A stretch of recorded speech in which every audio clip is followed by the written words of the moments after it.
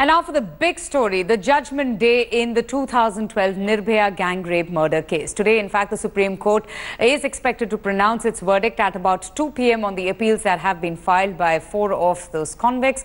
After marathon hearings, which stretched for months together, the 3-judge bench led by Justice Deepak Misra will be pronouncing that verdict at 2 p.m.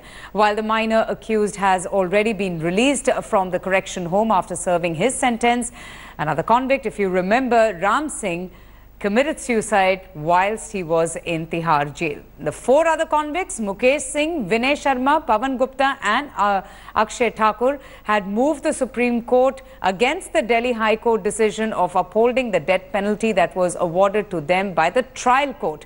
In fact, that took place on the 13th of March 2014 when the Delhi High Court bench of Justices Reva Khetrapal and Pratibha Rani upheld the trial court verdict.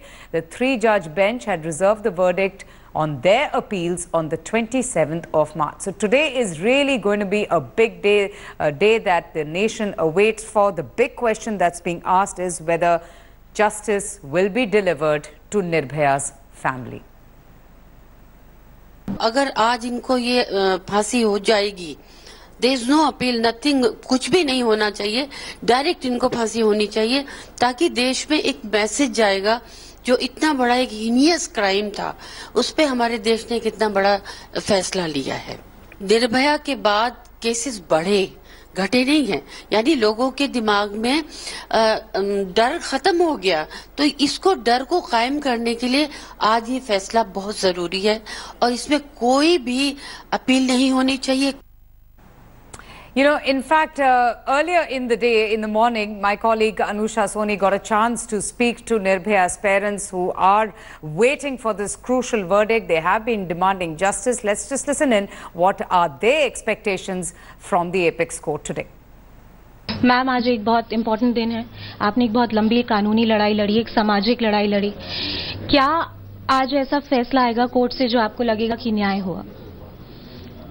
देखिए, मुझे चाहे मेरी बेटी को जब भी न्याय मिलेगा जब उन 4 मुजरिमों की फांसी होगी, तो मुझे उम्मीद है कि सुप्रीम कोर्ट से आज ज्योति को इंसाफ मिलेगा और उन 4 मुजरिमों को फांसी मिलेगी।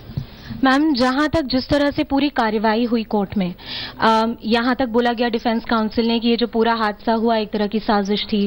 कोर्ट ने अलग से 2 वकील उन कन्विक्ट्स के लिए दी गए। जिस तरह से ये पूरी अपील चली, आपको स्टेट से जिस तरह की मदद मिली, आप उस सबसे सेटिस्फाइड हैं? आपको लगता है कि जो कानूनी लड़ाई लड़ी गई उसमें आपको पूरा मौका मिला अपना पक्ष रखने का?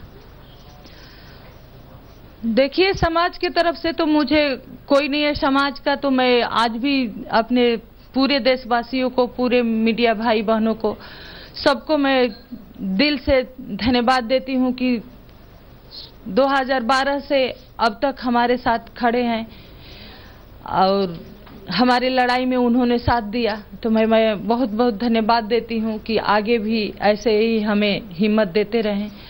जहां तक कानून प्रक्रिया की बात है तो मैं बिल्कुल खुश नहीं हूं, क्योंकि एक ही चीज को 9 महीने दोहराया गया। हर रोज हमें प्रूव करना पड़ा कि नहीं, हमारे बेटी के साथ क्राइम हुआ है।